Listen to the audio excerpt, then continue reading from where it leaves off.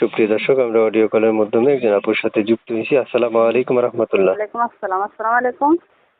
আপু, কি নাম আপনার? শ্রাবন্তী। শ্রাবন্তী আপু, কেন আসছেন এই ভিডিওর সামনে? অনেক কষ্ট, অনেক দুঃখতে প্রতিবেদন এসেছি।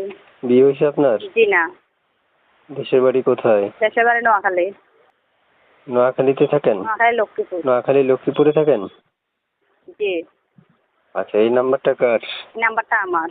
সুপ্রিয় দর্শক, আমরা অডিও কলের মাধ্যমে যার সাথে যুক্ত হলাম, ওনার বিয়ে হয়েছে। সরি, ওনার বিয়ে হয় নাই, দুঃখিত। তাই না আপু? জি। আচ্ছা, আমি বলে ফেলেছি বিয়ে হয়েছে। আচ্ছা দেখ, বিয়ে হয় নাই, বিয়ে হবে। হ্যাঁ, মনের মতো মানুষ পেলে বিয়ে করবেন। জি।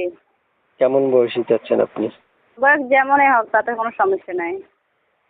কোনো প্রবলেম নাই? জি। মানে বয়সটা যেমনই হোক, কোনো প্রবলেম নাই? জি না। ও মাই গড! প্রিয় দর্শক, আপনারা যে কোনো বয়সী মানুষ ওনাকে ফোন করতে পারবেন, এবং যে কোনো বয়সী ফোন করলে উনি ফোন রিসিভ করবেন। ফোন রিসিভ করবেন না কেটে দিবেন? জি না, ফোন রিসিভ করবো না। ফোন রিসিভ করবেন? জি। আচ্ছা, এই নাম্বারে ইমো আছে? জি না।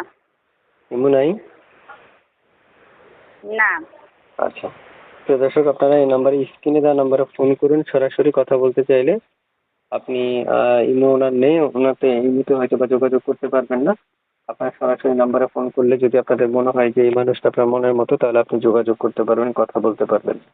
তারপর শুনতে চাচ্ছি, আপনি পড়াশোনা কতটুকু করেছিলেন? জি, 5 তলাক করছে। 5 পর্যন্ত? জি।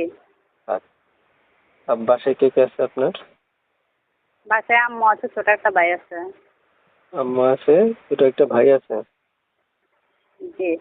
আচ্ছা, ঠিক আছে, আপনি ভালো থাকেন। দর্শক ফোন করলে আপনি কথা